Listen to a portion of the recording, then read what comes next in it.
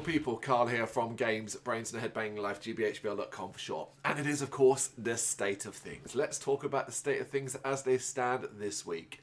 It's another week, and I've got lots of stuff to talk about. I am going to end this interview. I see it already on it. I will end this video with a more specific focus thing. I'm going to do what I've talked about in the past. I'm going to run you through some of my interview techniques and things that I've done to make it easier for myself, more enjoyable, and advice that I can potentially give you if you've got to consider or think about potentially doing interviews in the future for your channel, for your website, or for whatever particular reason. I can hopefully give you some advice and give you some pointers and tips that I've learned over the many years of doing this. I've chosen this week to do it because I'm coming off the back of a very busy week of interviews, a wide array of interviews as well, including many that hit the hour mark, which is extensively long, of course.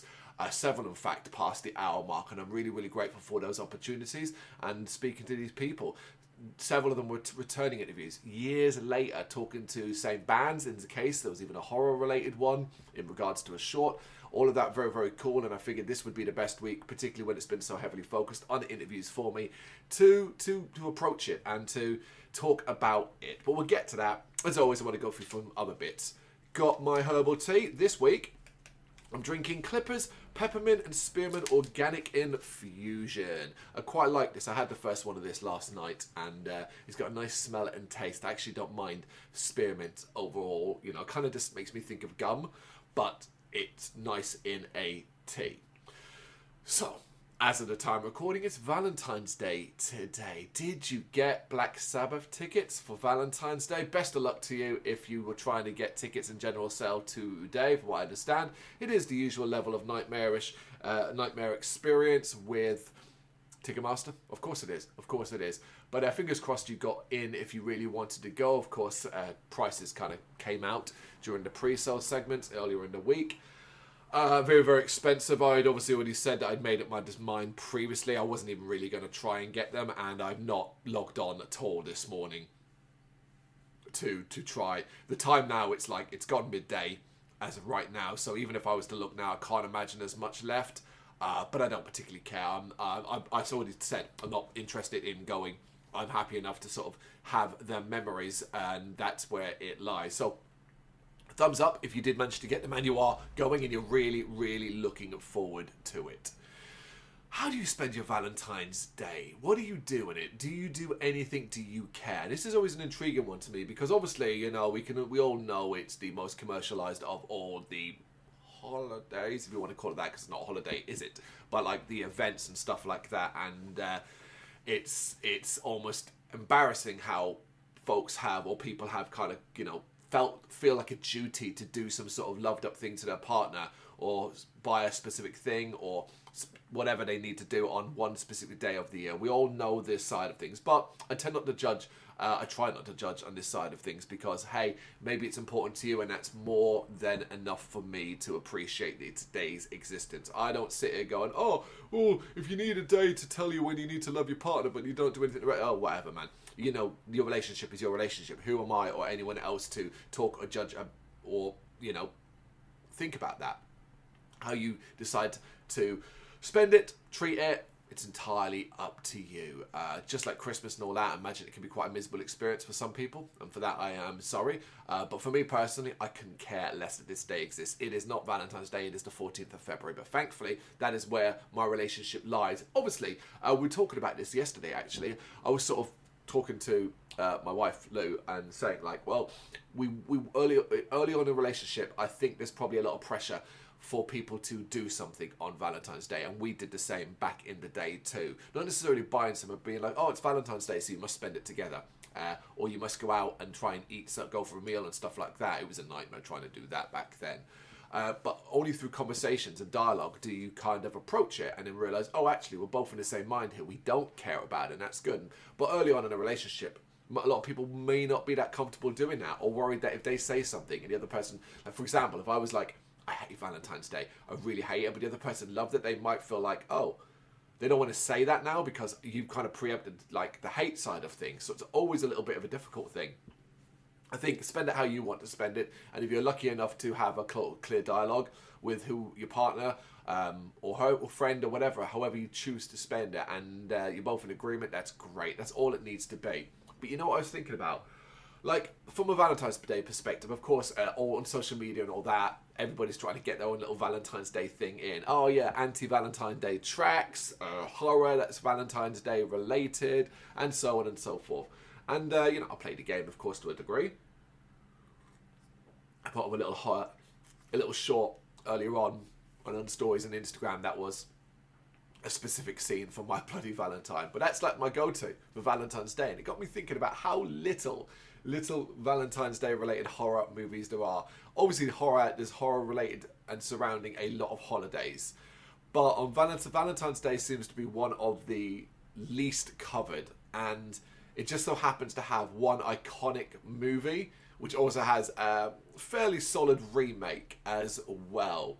And that's kind of the dominating feature of Valentine's Day. I remember I spent a while back, I'm actually going to bring it up on my phone now. I'm going to go to my own website and put it in because I should have done this before. But I remember I spent a while back a few years ago searching down and finding every horror I hopefully could to do with Valentine's Day so it could be reviewed on the site.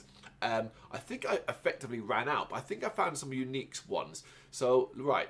Okay, right, here we go. So, like last year, 2024, I reviewed a movie called X-Ray, which was a 1981 horror movie.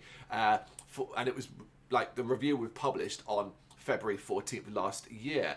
It's a Valentine's Day related horror, but that also known as Hospital Massacre, Be My Valentine, or Else, and Ward 13. But it's mainly known by the name X-Ray, which wouldn't necessarily think Valentine's Day, but it actually is as well. What else? There was another. Where else? Oh, it's because it's coming up with single slams that have Valentine's. Yeah, there's some shorts are normally quite good. Anything with heart now is coming up on the website. 2020, one called Cupid. Holiday Hell, which was an anthology, had a Valentine's Day one related. And I remember finding this one, and I reviewed this in 2019 on the 14th. Valentine 2001, a slasher horror, basically ripping off every slasher horror from the 80s. But I always remember it because it stars David Boreanaz and Denise Richards. If you don't know that exists, do go check it out. It's your basic bitch slasher, but it's one of those kind of forgotten gems. I did a top 10 back in 2019, 10 romantic horror films to watch on Valentine's Day. I got My Bloody Valentine 3D. Don't Look Now, the 1973 one. Okay, I kind of get my thinking in that because obviously it's to do with the kind of married couple, Julie Christie and Donald Sutherland. Yeah, there's some seriously intense sex in that. I put Rec 3 Genesis. That's a cool choice. I'm quite pleased that I put that choice in there. I'm a big fan of Rec movies, all of them in fact, but Rec 3 Genesis is particularly special. I loved the story in that. The characters, the main characters, who was it? Clara and Coldo, the married couple. Fabulous stuff.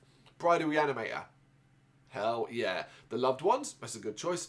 Maniac, but I went for the remake as well, the one starring Elijah Wood from 2012. If you've never seen that, do check that out. It's a great remake. Does a different thing. Valentine I put in there. Bram Stoker's Dracula from 1992. I mean, a lot of Dracula could fit in there, but that's a particularly good choice because obviously that's quite kind of heavily based around love and all that. Oh, my number 2, The Returning of the Living Dead Part 3. I can see my thinking there. I don't think it should be number 2, but I can see my thinking there. And number 1, of course, is the 1981 horror My Bloody Valentine. Point is, there just simply isn't enough Valentine's horror movies out there. And I'd love someone to make a more modern version of it, outside of shorts and things like that. I realise as a sort of event/holiday, it's very, very limiting. But is it any more limiting than Easter? I mean, that has more. I'm sure that has more. There's a fair few Easter-related horror films out there. But yeah, I love themed horror movies around specific events and holidays. The problem is Valentine's kind of falls into the same thing. It's a jilted lover/person who wants revenge inevitably, you know, and then it's kind of a whodunit, and you fall into the sort of trap that My Bloody Valentine did. But yeah, I won't be watching any particular horror movies later on just because it's Valentine's Day. No, not really my jam. But is it yours? And what's your kind of like go-to watch? Do you prefer outside of horror, do you actually prefer watching like a romantic comedy or something romantic related on Valentine's Day? Do you listen to specific music? Do you care so much about it that you treat it like on the same level as, not necessarily Christmas or stuff like that, but do you know what I mean? On that kind of level, you do see it as a holiday, an important event. I'd be very interested to know. And certainly, no judgment here if that's what you enjoy. I'm just glad you do. I've been, I have this problem, right? It's related to gaming, and I am terrible for buying games and simply never playing them. And what I mean is, it's not like I don't want to play them, it's just I don't have the time to play everything. And because of that, I've got this huge back catalogue of digital games where I kind of bought them and I just never got around to playing them. And I'm always like, oh, I will get around to playing them. I will get around playing them. And then there's another sale and more games come out and so on and so forth. It is infuriating. I know it's like a first world problem. He buys too many freaking games. But I just wish, I always have this in mind. I'm like, all right, I'm going to spend this week or next week or these next couple of nights just focusing on one specific game.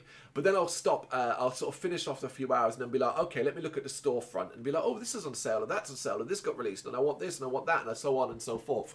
It's a constant problem. Silly one nonetheless. But every so often I will kind of focus and then go, right, I'm going to play this game, and I'm always in the mind of what I should be doing is playing one big game, one that's going to take quite a few hours, and several small games in and jumping between them. The problem with that is sometimes then that means I lose focus, and if I lose focus say in a big game and then I come back to it for a few weeks, I almost have to start it entirely again just to get back into it. That is another issue completely. But I decided to start a big game this past week or so, or one that I thought was significantly larger, and it was called In Sound Mind. Liam had recommended it as a sort of psychological, with horror elements, but more of a psychological drama dealing with conspiracy theories around government, drugs, and other mental health issues too related to that, where you kind of play, it's a first-person game, you play a therapist sort of trapped in his own mind, replaying tapes from his patients and discovering a conspiracy around that. But there's sort of this character, Agent Rainbow, who's kind of following around. He's a creepy looking bugger and calling you up, and it's quite a unique sort of environment where it kind of reminds me of elements of like, I'm going to say Bioshock, purely for the full fantastical element and the first person gameplay and how that plays out. But each tape kind of takes place in each patient's imagination, like or your variation of what it would be. So for example, one patient who's dealing with a lot of anger issues, he's kind of portrayed in it as like a raging bull, like because he was into like motorcycles and cars and stuff. It's like a raging bull, but like a motorbike at the same time, chasing around the level. I think that was quite clever. It's a solid game. Not great because it really does drag out some segments. Each tape is really freaking long. And there's a lot of puzzle solving. It's a dark game at times. You're wandering around, someone's not really sure where to go. There's no map. All of this stuff that kind of knocks it down. And I think like the last tape, with no spoilers for this part, but the last tape is really, really just like, oh, is that it? However, I'm talking about this because of an angle. Now, I am going to spoil a section of this for you because I want to talk about this and how it makes me feel. So be warned, if you don't want to know what happens in Sound Mind, probably skip a few minutes in, really. So I can't tell you exactly when, but just skip a few minutes in, because basically the last sort of section, throughout the game, you're kind of like talking to your pet cat, Tonya, which, yeah, I know, right? It's that kind of game.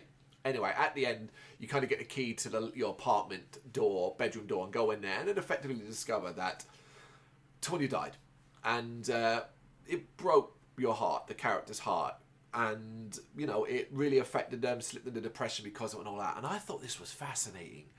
Like, games, obviously, these days deal with much heavier subjects. Heavy subjects like depression, death, loss, grief, all of that. And it's often done in fantastic ways depending upon the game. But the loss of a pet and how that can affect a person, don't see that enough. I thought this was fabulous. And I wondered, like, obviously it's all going to be dependent upon your own feelings and environment, because I thought, for me, it was quite effective. But I was thinking that it isn't probably going to be for everyone, because, for example, perhaps if you don't have pets or never really grow up with pets, you may not fully understand or relate to this. I have. and in specific the last couple of years, which I'm going to talk about in a minute. I grew up with pets in Ireland, when I grew up in Ireland, dogs and stuff like that, but I don't have a lot of memories of that period of time. In this country, my parents never really had pets. My father was not a fan in the slightest of really anything. He's not a fan. He was not a fan of mess. And yeah, so I never really, like my teenage years, didn't really have them. Nothing like that. When I moved out, we became my own person, eventually got on with Lou and stuff like that. Pets became a thing. Now, we started off with 2 rats, actually. Just 2 pet rats, Pratchett and Romero, named after Terry Pratchett and George A. Romero. And rats are rats. If you know them, they're easy enough to look after. They've got their own little nuances, cute little buggers. I got strong memories of them, really liked them. But of course, their lifespan is short. They did well. Lasted a few years. But eventually, it's time to go. We never really considered, particularly because we were living in flats that said no pets allowed. We never really considered pets, but eventually an opportunity came through a friend of a friend where 2 cats that were already, fairly, not old, but like, I don't know, maybe like the mum and the son. It was a mum and a son, and they were like 8 and 6, maybe something like that. They were quite close in age to each other, but they had already lived they'd lived lives, so to speak, and they needed adopting. So yeah, we said we'd take them, both of them. I think we went originally in mind to take one, which would have been the cat Mort. It wasn't called Mort at the time. We ended up changing the names. And believe, like, it's cats. What do names really matter? But we hope they learn to love them. They certainly would respond to them. But we went in mind to take Mort, and ended up taking the other cat as well, which is the mum. And we would name that cat Zelda. So Zelda and Mort became our cats. It was a difficult start. Mort was always an odd bugger. He was a noisy cat, and he'd get very tense. He would get very, very tense. They went from outdoor cats to just being indoor cats because we lived in a flat up on a higher floor, which was a bit of a change for them. But eventually they settled into it, and I think they loved it. In particular, Zelda, who would have been happy to never be bothered. But they got used to us and grew to love us. Mort, even in his own ways, would be adorable as well. But Zelda in particular, she really, really grew into it. I say they grew to love us like I know their minds. They're cats, after all. But anyway, they lived with us for many, many years. They did really, really well. They actually had really strong, long lives, which made me very happy in the end. But then, a couple of years ago, Mort, we just noticed he's losing weight. He was always quite a muscly, wiry boy. Always quite like that, like quite tough and but we noticed he's losing weight. And then we would notice like he was leaving a bit more of his food behind. And this was all coming up to Christmas time. And we're keeping an eye on it. We weren't too sure how to progress, but like, okay, we'll just keep an eye on this. Anyway, bit by bit, he got ill. We started to notice it. And there was a point where I was watching him eat and he couldn't lift his back legs. They were slipping down, and I panicked. And then we got to the vets at that point. Obviously, like, shit, something's really wrong here. And that's what we found, obviously, that he was on his way out. It was inevitable and stuff like that. We tried to make his last... we couldn't make a decision then. It was Christmas time. We tried to make his last times comfortable. He had lost so much weight, and he would just sort of lie there. He'd lost all strength. We'd put him in a blanket, and he'd just lie there. He'd look at us. He'd love. It was heartbreaking. I hated it. I don't know which death bothered me more, but I hated that. Until eventually it was time to say goodbye. Fate would have it that this happened when I was at work, and so Lou had to deal with it alone, which he did, and that sucked. We were worried for Zelda, but Zelda was a persevere, and she kind of just got used to it. We let her sleep with us after that point. And, it was almost like a comfort. You'd be, like, lying in bed, and then you'd get that... Because she wouldn't come in until you were, like, ready to go to sleep. And then you'd hear this flump in the bed, and that was her for the night. Anyway, literally a year later, around Christmas time... Oh, fuck, man. I still remember this, honestly. I'd done videos with Damon the night before, and said goodnight to Zelda and went to bed. The next morning, I woke up. It was my day off, or I was on late, I think. Anyway, I woke up and I opened my bedroom door and it was a bloodbath. There was just blood everywhere, all over the hallway. I was like, the fuck? Oh my God, I'm panicking. I'm thinking, oh my God, what's happened here? looking around, cannot, oh my God, searching everything, following this trail of blood everywhere. Could not work it out. Honestly, couldn't work it out. I found her, and it was Zelda, and all her back legs were covered with blood and stuff like that, and her butt, basically her anus and stuff like that, and I knew something had happened, and I couldn't work it out.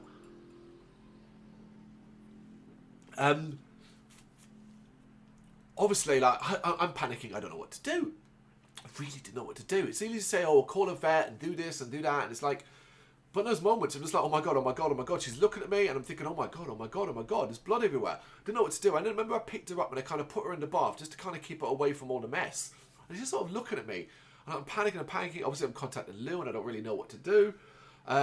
She doesn't know what to do because I'm panicking. It's making her panic. I'm normally the one that's a bit more level-headed and sensible, so that doesn't matter. Anyway, eventually it's like, okay, contact our local vets where they're registered, and told them, and they're like, okay, get her down here soon as possible. Then I was like, oh my God, I can't remember what happened, but we had, for whatever reason, lost our pet carrier. And we hadn't fucking replaced it. I'm still so annoyed about this. Not that it would have made any difference in the long term, but I was so fucking annoyed about this. So I raced off to our local Pets at Home, which is a big store. It's in Charlton, if you know my local area. Raced off there, all the while panicking. Anyway, I come back. Zelda had got herself out of the bath and was sort of on the bath mat, still looking all sad and whatever. I got her in, got her down to the vet, and, you know, I'm like in a, you know, and those waiting room areas, you know, it's not a nice thing. There are other people waiting in, and I think they can see me, and, you know, and I'm, you know, the people are decent at times like this, and I must say, it's one of my strongest memories of how everyone acted around me here, because they got me in, they looked her over, they're like, oh my God, they told me what's happened. Not, oh my God, they weren't like that. They were like, oh, basically, she prolapsed her anus, and that was a problem. So they're talking to me about surgery options and all that, and the age thing keeps coming up. The age thing. And at this point in time, I'm not even thinking about that. You're saving Zelda. I'm not letting this end. I'm not letting her go. I was not ready for this. I loved this cat. I mean, I still love this cat. This cat was special to me. It's, you know, as much as I love Mort, and as much as I love my boys now, Zelda was different. Zelda was different. We connected in ways, and, you know, I joked about it at the time on social media. She'd make a point of climbing in my lap. Even if she was comfortable elsewhere, you know, we used to joke that Mort was more Lou's cat and Zelda was more my cat. And that was very much the case here. So I was really struggling with this. And the fact that Lou was at work and I was having to deal with my own was a real thing. Anyway, long story short, after looking into it, they also established that she had a tumour within the area that had prolapsed. It was probably what caused a lot of the issues there. And this was going one way, you know. The surgery was still an option, but they weren't advising it, basically.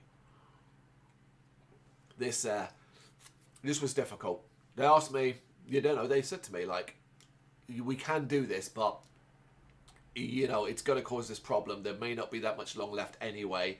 It may not be that successful.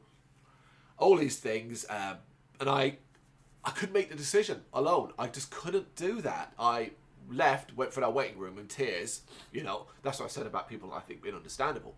So I get upset about it now. I went to my car, rang Lou, in tears, and, like, just said, like, this is what I've been told and whatever. Lou's crying, we're both very upset, and it's like, okay, right, you know, like, decision, we made the decision there. I went back, you know, I've still got the picture of the, I'm going to find it now, I just want to share it with you, hopefully it will work, and you'll get a good shot of it, but this is the last picture I took of her, and to me it was what made my decision correct, so to speak. Well, I don't think I was wrong, but that was the, yeah, that was it, in the vets and stuff like that, and I just thought, man, she looks so tired, and she's not a young woman anymore, and she's been through a lot, and her son's gone, and this incident has happened and stuff like that, so, you know, I said, okay, let's say goodbye, you know? So I said goodbye. They asked me if I wanted to stay with her while they administered a thing, and basically, as she passed away, I couldn't handle that. I actually wish that I could go back and I could change that. I wish I could have done that, but I couldn't handle it. I really couldn't handle it at the freaking time. Yeah, sorry for getting emotional there. I haven't talked this loud in a long time. It's been a few years since she passed away. You know, and I've never really spoken out loud. So I'm reliving that entire day and that entire period of time, and how, whenever I stop to think about Zella, how it affects me. But yeah, you know, I couldn't handle it at the time. I wish I could go back and change that now, and I wish I had done that, but at the time I just couldn't picture it. So I said my goodbyes there and I left, and I spoke to Lou. And I went home, and yeah, that was it. Kind of, I moved forward, so to speak, and remembered her the best we can. It was crazy because at the time we had already planned, we had it in arrangement to actually get the boys, Mox and Cathausen. They were kittens who were just recently born, and we were going to be picking them both up. We were excited about letting Zelda introduced to these two new cats, but that never happened. There was a few weeks in between in the end, from when Zelda died to when we got them. A few weeks? No, actually no, it's been a bit longer. It was longer than that, actually. It was longer than that.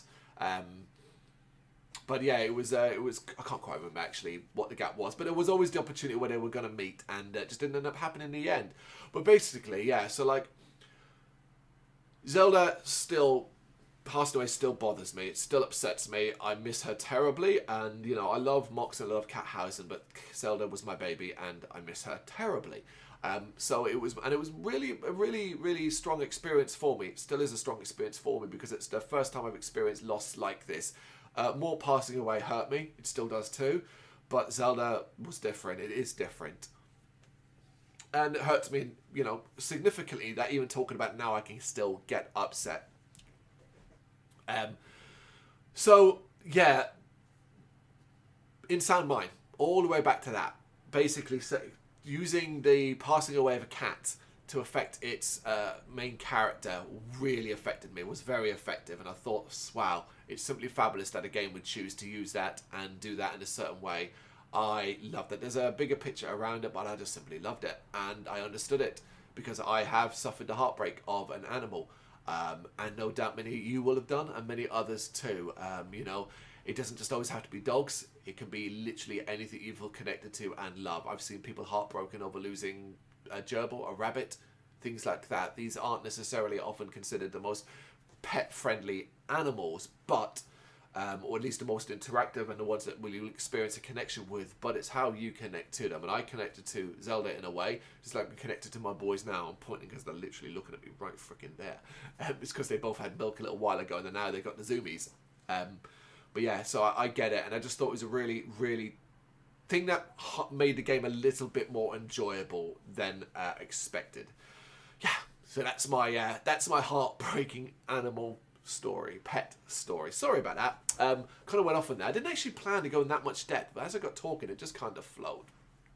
Okay, we're at nearly, coming up to 30 minutes now, so I want to switch now to the specific thing that I said I would at the start. Is interview techniques, interviews, and so on. Like I said, been a busy week for it, and already got more planned going forward. I love it. I can't stress that enough. It's a lot of work, but I absolutely love it. I never used to love it like I do, but I certainly do now. And there's a number of reasons why I'm going to get into now. So, first things first, I've asked myself a list of questions that I'm going to answer, basically. Why did I start doing interviews? Well, simply put, we are writing, reviewing, and doing music-related stuff. Interviews felt like the natural next step. Start off with written ones, still do written ones that are more like, here, fill out this pro forma interview one, and we'll put it up. That works quite nicely, but for the most part, I can't quite remember why we decided to do why I decided to do video interviews and stuff like that. Then there was never really an expectation for it to be anything but an occasional thing here and there. But slowly but surely, it's become a major facet of the website, the channel, and so on. You can get interviews almost every day of the week from us in some form or another. There's just a constant thing, and I absolutely love that. There was no intention ever to become a long-term thing, and I never thought it would turn into what it is now, but there you go. Did I enjoy them at the start? Absolutely not. I'm an awkward guy. I was a very awkward guy. You may not think it's sometimes when I'm sitting there talking like this, but I still have awkward moments right now.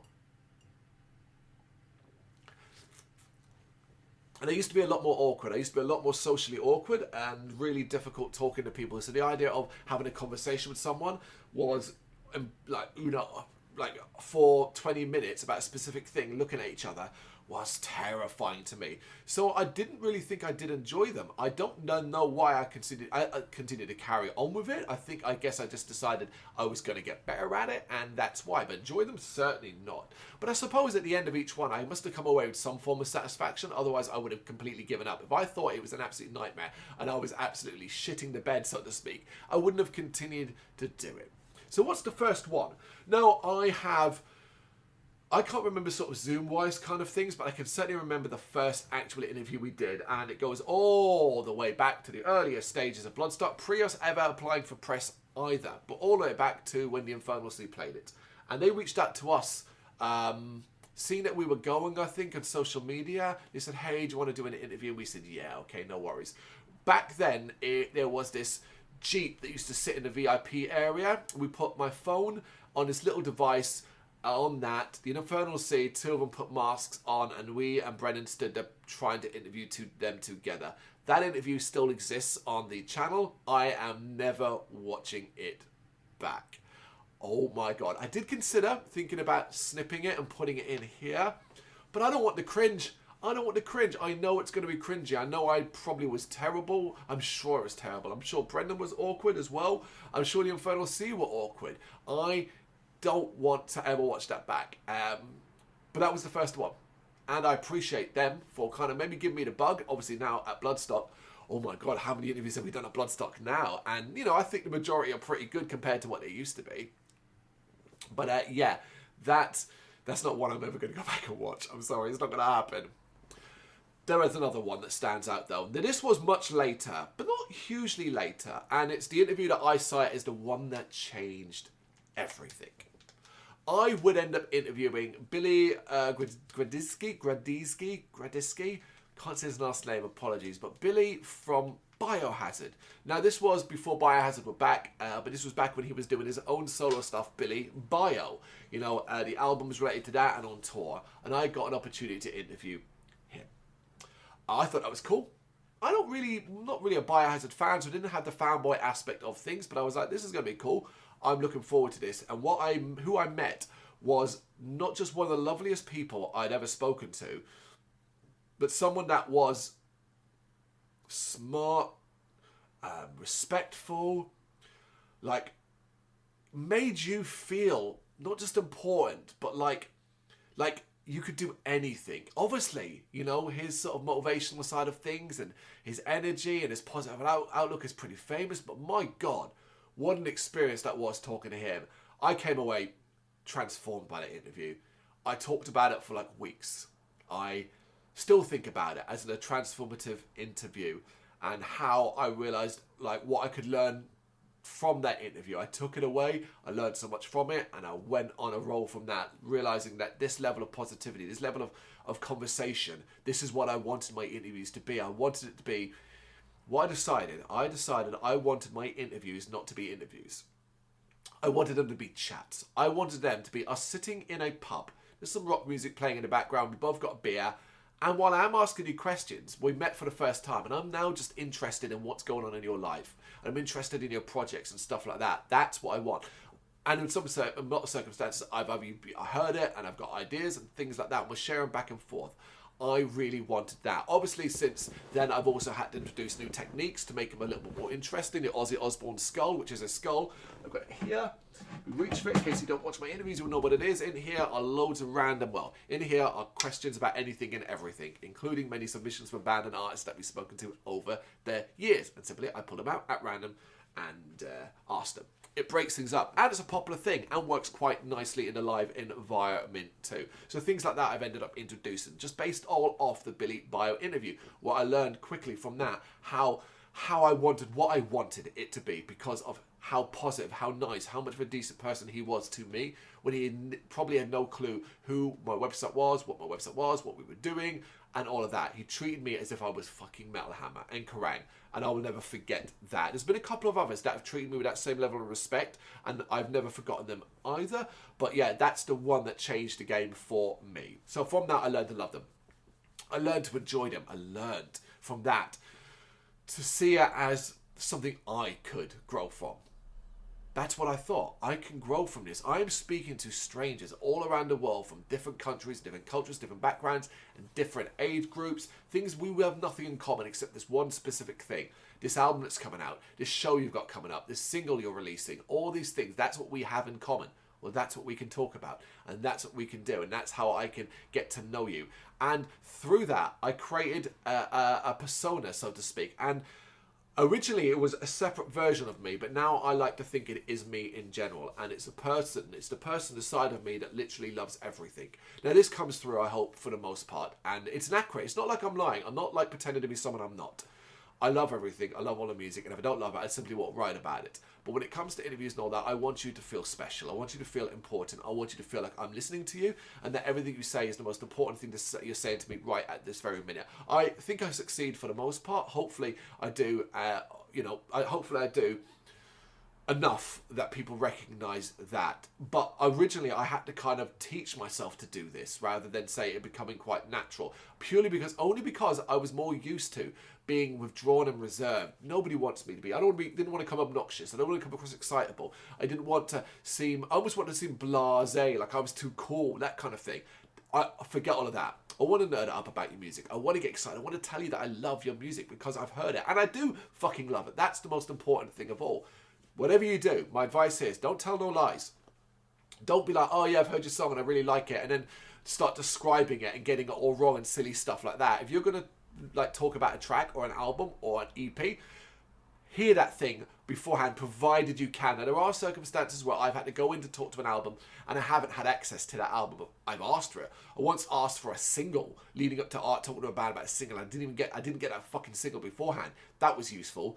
But even that, I can work around that for the most part. I just won't then turn around and say things like, I love your single, I've heard it. Avoid things like that. So yeah, I learned to love them. And a major part of that came from preparation. Now, this is where I talk about things that I think you should do, but it's going to come across like I'm telling you to suck eggs.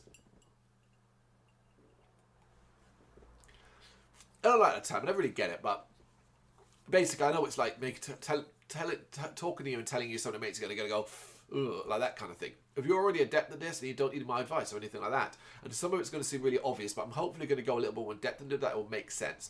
So preparation is fucking key. It is the ultimate thing. I will never go into an interview without some form of prep. Something written out. Some list of questions or words that are prompts. I often use prompts now rather than full questions. Just to kind of get my mind going and make it flow more naturally rather than just reading it off a piece of paper. But I will know what you've got coming out. I will know when it's coming out. I will have those dates, the title, the record label, all written down in view from my eyes while I'm talking to you. This is Zoom I'm talking about. In person's a different story, but even then, I think there are elements of this that applies to that as well. You're not an actor. You don't have to memorize lines. You don't have to try and think of things off the top of your head. If you're standing in front of someone or sitting with someone, you can have a folder, a notepad with prompts and questions too. It would show a certain level of professionalism in their eyes as well. Like you came prepared, rather than sitting there going, and like that nonsense. Rather just read off something than that, be that kind of prepared. And you should do that early on as well, just for yourself to get yourself used to it. Particularly if you're going to use a standard set of questions that you're going to fall back on regularly, you'll start to learn those ones off by heart to a degree. So you don't need the full sentences anymore, and it'll come across more natural. And then you can do twists on it and vary it up, which is what I particularly do. But preparation, oh my goodness me, 100%. You have interviews, we have interviews, I have interviews because something is happening. Rarely are the interviews just because we want to chat. It's not what happens. They're doing PR. The band, I'm going to talk about that. Well, not even that. The band, the director, the actor, all these people who want interviews are doing interviews because it's part of their press tour. It's part of the press that they're doing for a release or something that's happening around them. So that means there's a subject and a reason to be doing this. In the music side of things, it's a release 99% of the time. It's an album, an EP, you name it, whatever. So it's got dates, it's got times, it might have singles released, it might have a video out there already, it might have more details if it's a concept and stuff like that. Read. Spend some time reading. Now, fingers crossed, if you're like us, you will have had all the details sent to you in a promotional package. And from that, you can read and get details from that. And that is how you start to build your interview. Preparation. Think about it.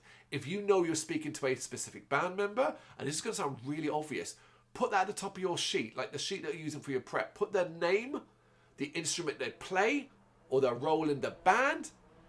I cut there because there was a really noisy moped going up past my famous noisy road.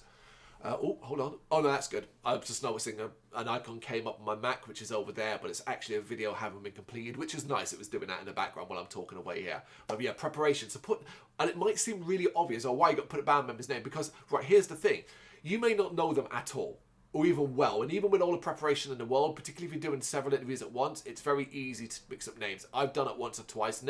Thankfully, never, like, face-to-face and call someone by a different name, but like in a video I might accidentally put a different name. I think there was one time quite recent where I interviewed two people, two different bands in quick succession, and one of the band members was named Mark and the other was named Mikey. I ended up switching them around when I did the video. Easy to correct, thankfully, but still embarrassing. I've got an even more embarrassing story, because you will have them. If you think you will not end up having an embarrassing story or something that makes you feel awkward or weird or silly, think again. It's going to happen. It's just how you recover from that and learn from it. But yes, preparation. Because as I say, imagine you're a Zoom interview and they join your Zoom meeting, but at the bottom, you know where our names are? Or whatever you might have, they don't have one. They have a symbol or something else, and you forget the name. Now, you can get around it by not really calling by the first name, but say you want to do it from a more personal level.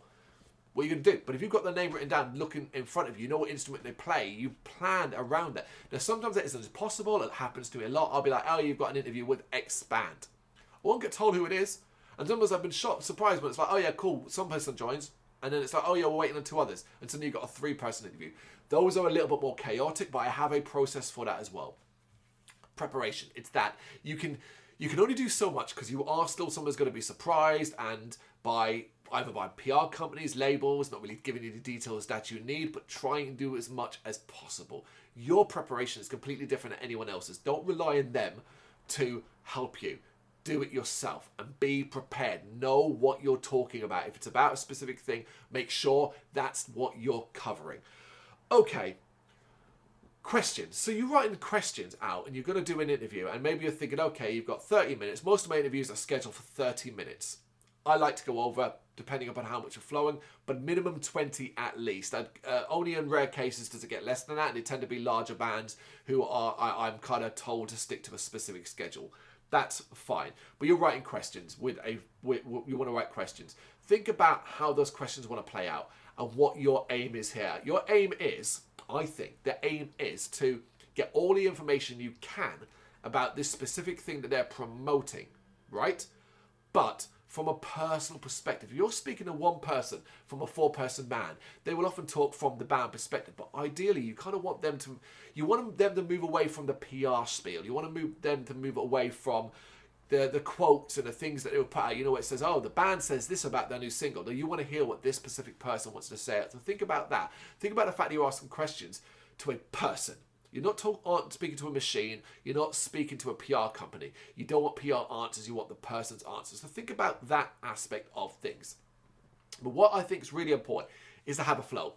Think of it like 30 minutes. Okay, you've got 30 minutes to talk to this person. And in these 30 minutes, you want it to feel... You don't want to hit minute 29 and be like, oh, I've still got half my questions, because you didn't flow well enough. You want to think about flow. So, for example, my flow for my standard, what I do with my questions is I have a standard that I go back to. It's my fallback questions, where I will ask these specific things, but I will often try to twist them and word them and stuff like that. But other times, if you watch a lot of my interviews, you'll notice a lot of the stuff cropping up because they apply to just about everybody. It's all how they answer and then what we do with it. So, for example, I like to start all my interviews off in the same way, which is asking the person how they are. Now, this can be a little awkward because normally when the call first starts, the first questions people say to each other is, how are you? And stuff like that. Me then bringing it back is someone's a little awkward. But you know what? I got over that and was like, no, it's an interview. This is clearly where we're starting. And I make that point as well. I don't say to the person we're speaking to, now the interview starts. I just flow it in with, hey, it's really cool to speak to you. I'm really glad we're here. Whatever intro I want to sort of say. And then I'm like, how are you? And often it might be month-based. One might say something like, how is the month treating you? Recently, because it's February, I've been saying, how's the year treating you? And things like that so far. Then we flow. We start moving in a different direction. We start talking. Sometimes I talk about a band as a wider thing.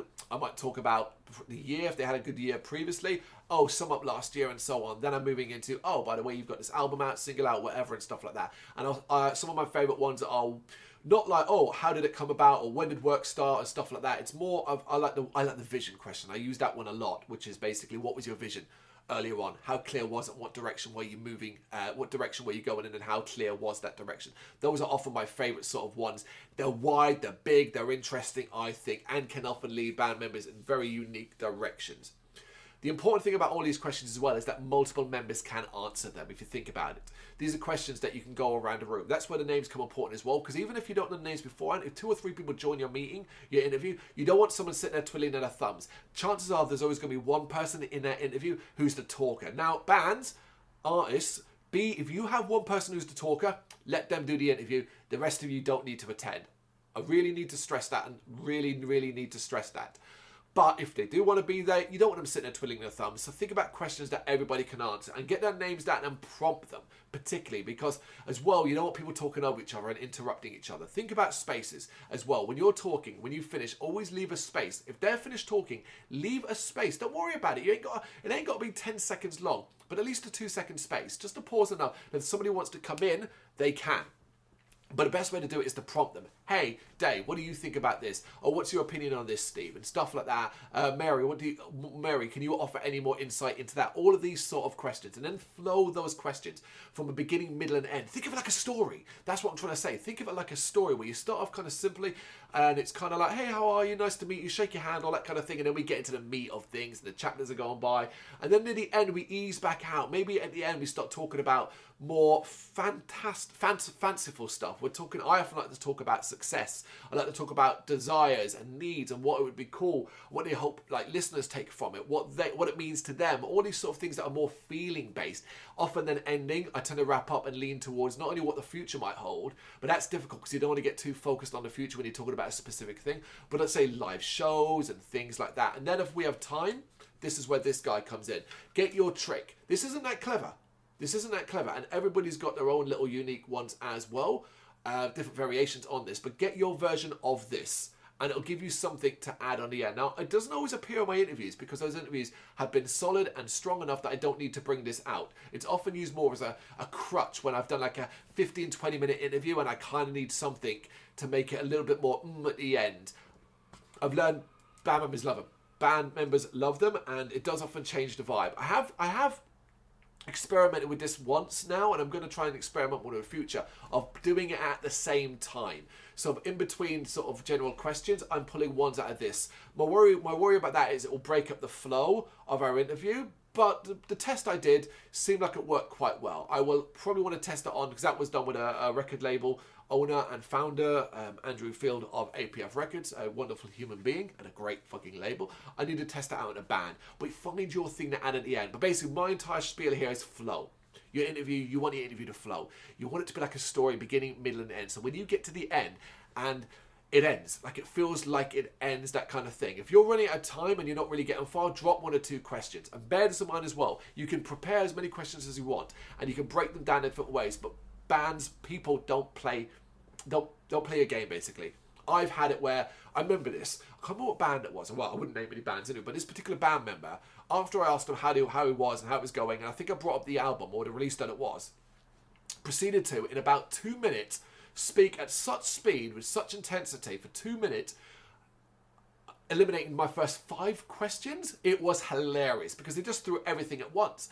Now you need to think on your feet when that happens, and just think about it like this. They might have answered what you were planned and already gone to it. Bring it back anyway, but just maybe approach them from a different angle. This is where you need to be thinking on your feet. And one of the major aspects that's super important, it's something I learned, took a while to learn as well, which is to pay attention.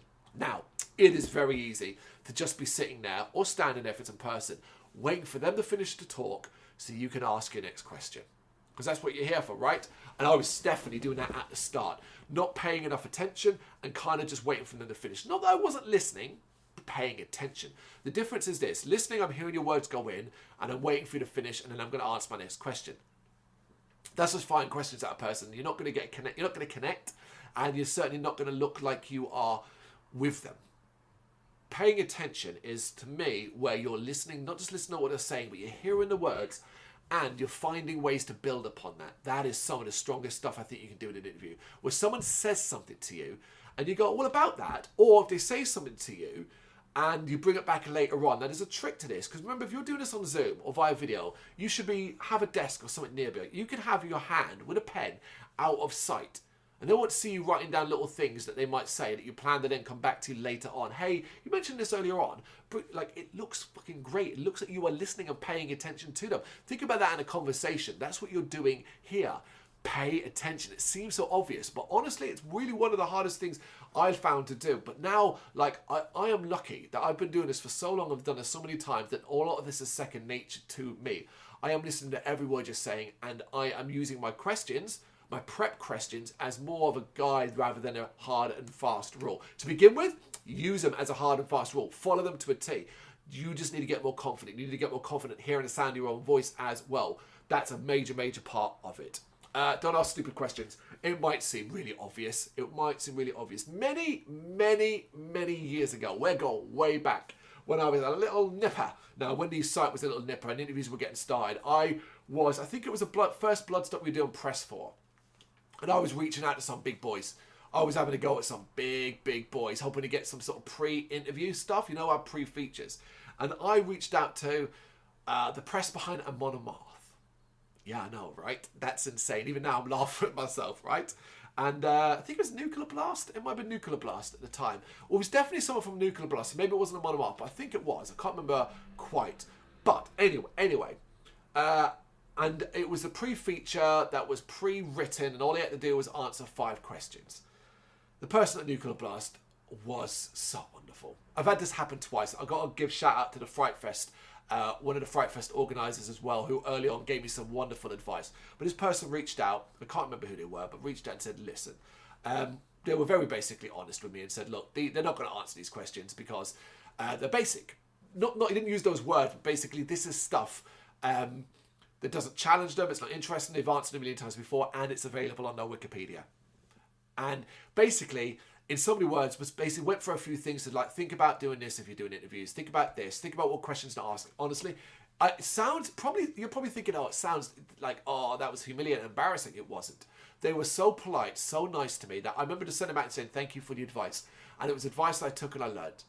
Absolutely, and that's what I'm saying to you. Don't ask stupid questions. What I mean by that is don't ask something, particularly when you're talking to a band that's got a Wikipedia page and stuff like that, you can literally find out within the first 30 seconds of reading their Wikipedia page or their website bio and stuff like that.